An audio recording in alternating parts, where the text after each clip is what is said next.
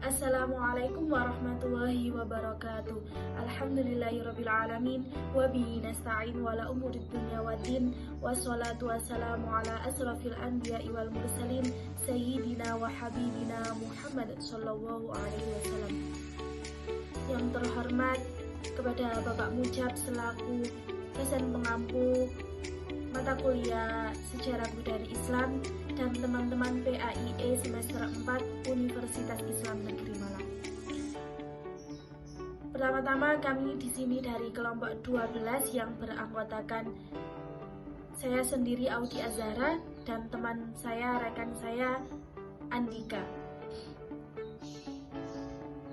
Di sini kami sedikit memaparkan tentang perkembangan Islam di Indonesia, peran kerajaan Islam dan Wali Songo. Baik, untuk mempersingkat waktu akan saya serahkan kepada pemateri pertama, teman saya Ahmad Dika Sabilal Rosyad. Kepadanya waktu dan tempat dipersilakan. Assalamualaikum warahmatullahi wabarakatuh. Saya akan menyampaikan materi perkembangan Islam di Indonesia, peran kerajaan Islam dan Wali Songo. Yang pertama, masuknya Islam ke Indonesia. Pada umumnya, pembawa agama Islam ke Indonesia adalah para pedagang Arab. Selain berdagang, mereka berkewajiban menyiarkan agama Islam pada orang lain. Agama Islam masuk ke Indonesia dengan cara yang damai, tanpa ada unsur paksaan. Adapun daerah Indonesia yang mula-mula dimasuki Islam adalah daerah Sumatera Utara, Sumatera Barat, dan Jawa Tengah. Kemudian agama Islam berkembang ke seluruh pelosok tanah air. Nah, dalam penyebaran Islam di Nusantara terdapat ada beberapa jalur. Yang pertama dalam penyebaran itu jalur perdagangan, yang kedua perkawinan, lalu pendidikan, kesenian, dan yang terakhir politik. Nah, ada beberapa pendapat mengenai masuknya Islam di Indonesia. Ada yang mengatakan pembawa Islam ke Indonesia itu adalah orang India. Pendapat ini didukung oleh J. Emerson. Namun menurutnya bukan dari Gujarat, melainkan dari India Selatan, pantai Coromandel. Selanjutnya ada berpendapat lain dari Hussein Nainar, seorang sarjana India, yang berpendapat bahwa orang-orang India lah yang membawa Islam pertama ke Indonesia, didasarkan pada pandangannya bahwa adanya pengaruh India yang sudah meluas dan tertanam di Indonesia. Selanjutnya perkembangan Islam di Indonesia. Nah, kedatangan dan perkembangan Islam di Indonesia dilakukan pertama kali oleh orang pedagang Arab, di mana dalam perjalanannya yang sangat jauh telah pula singgah di pelabuhan-pelabuhan India. Karena beberapa sebab, baik karena faktor ekonomi maupun karena alasan subsidi bahan bakar dan air bersih yang kurang. Nah, baru kemudian melanjutkan perjalanan ke Indonesia. Kemudian dilanjutkan oleh para dai dari kalangan sufi profesional. Sosok ulama sufi melekat kuat pada dua sosok. Yang pertama itu saudagar yang menyebarkan Islam melalui perdagangan, dan yang kedua pada sosok sultan yang menyebarkan Islam melalui kekuasaannya. Karakteristik yang mengkristal pada diri dai inilah yang membuat perkembangan Islam berlangsung secara efektif. Para sejarawan mengklaim bahwasanya Sumatera adalah daerah pertama yang didatangi Islam, kemudian berlanjut ke tanah Jawa. Hal ini dikarenakan situasi politik di tanah Jawa, yaitu melemahnya kerajaan Majapahit yang menyebabkan bupati-bupati di daerah pesisir memeluk Islam.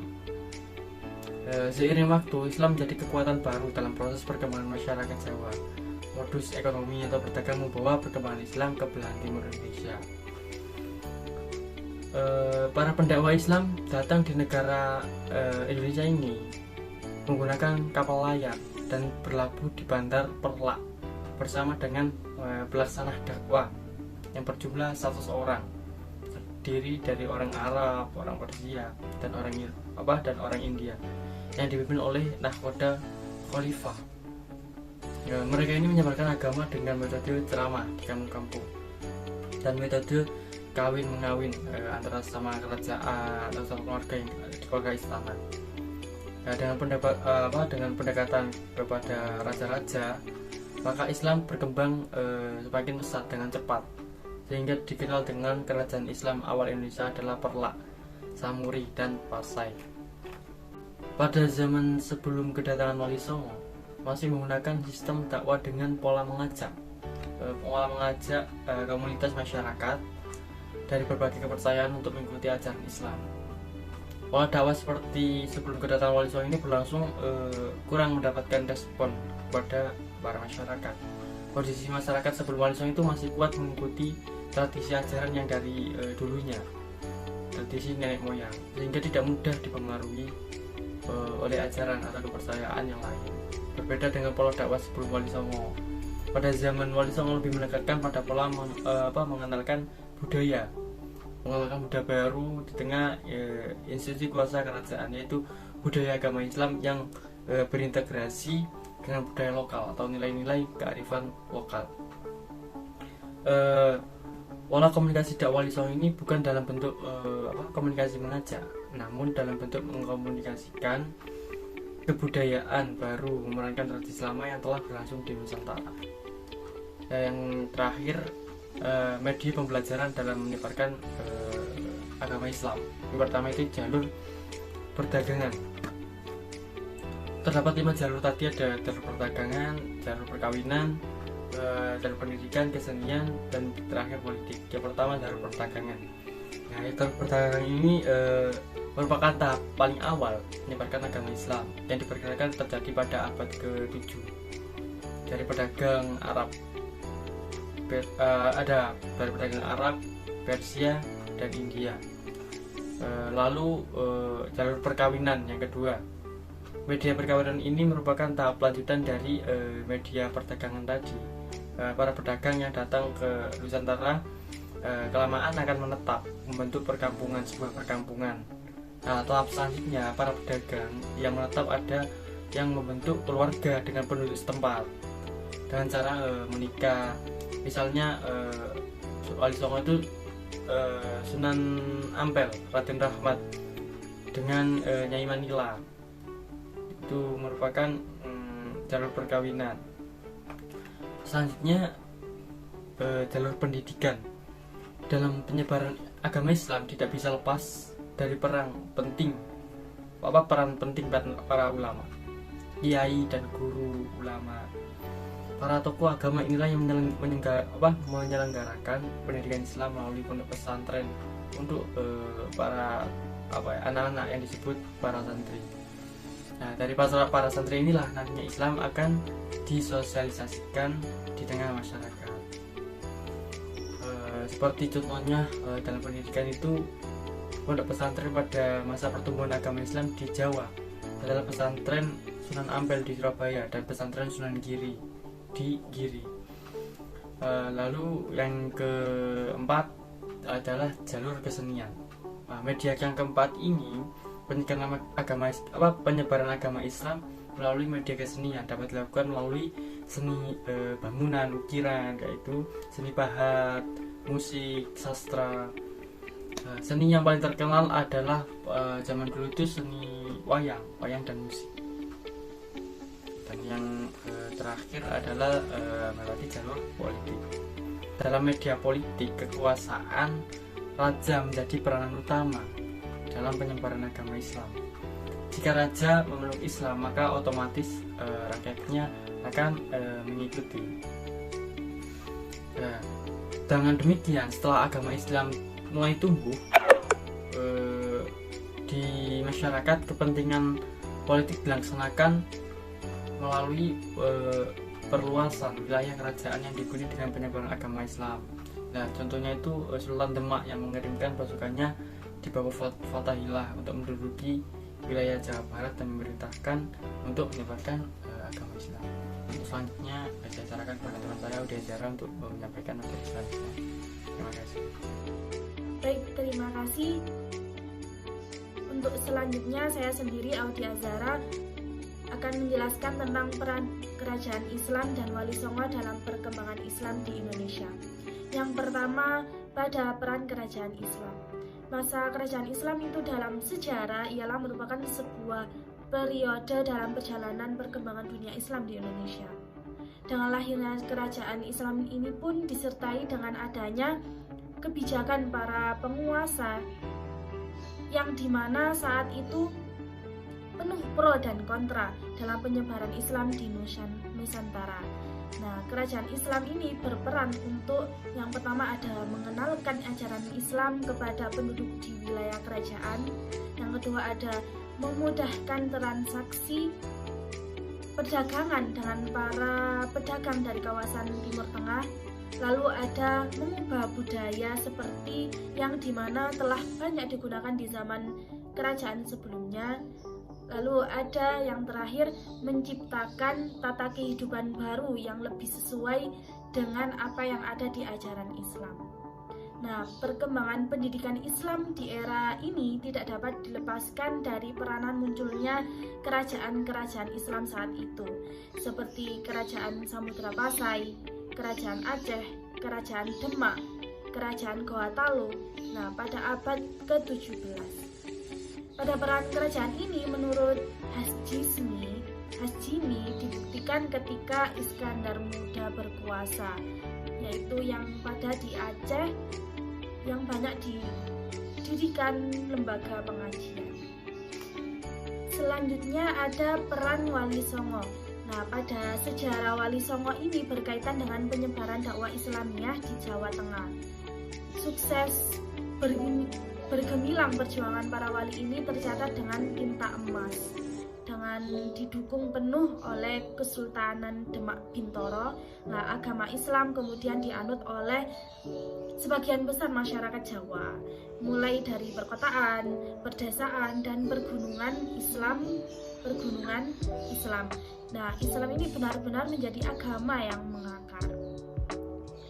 Nah, para wali ini mendirikan masjid baik sebagai tempat ibadah maupun sebagai tempat mengajarkan agama.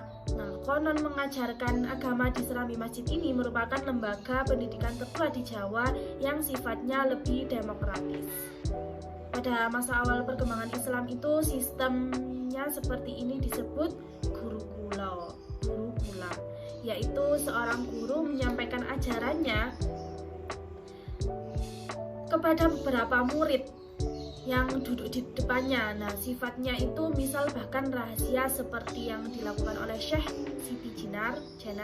Selain prinsip-prinsip keimanan dalam Islam, ibadah, masalah moral juga diajarkan ilmu-ilmu keanugerahan, kekebalan, dan bela diri. Nah, era Wali Songo ini adalah era berakhirnya demonisasi Hindu-Buddha dalam budaya Nusantara untuk digantikan dengan kebudayaan Islam. Tentu banyak tokoh lain yang juga berperan, namun peranan mereka yang sangat besar dalam mendirikan kerajaan Islam di Jawa. Juga pengaruhnya terhadap kebudayaan masyarakat secara luas serta dakwah secara langsung. Menjadi 9 wali, ini lebih banyak disebut dibanding yang lain.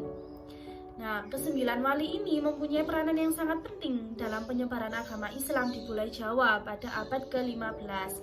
Adapun peranan Wali Songo ini dalam penyebaran agama Islam yaitu yang pertama ada sebagai pelopor penyebar ulasan agama Islam kepada masyarakat yang belum banyak mengenal ajaran Islam di daerahnya masing-masing.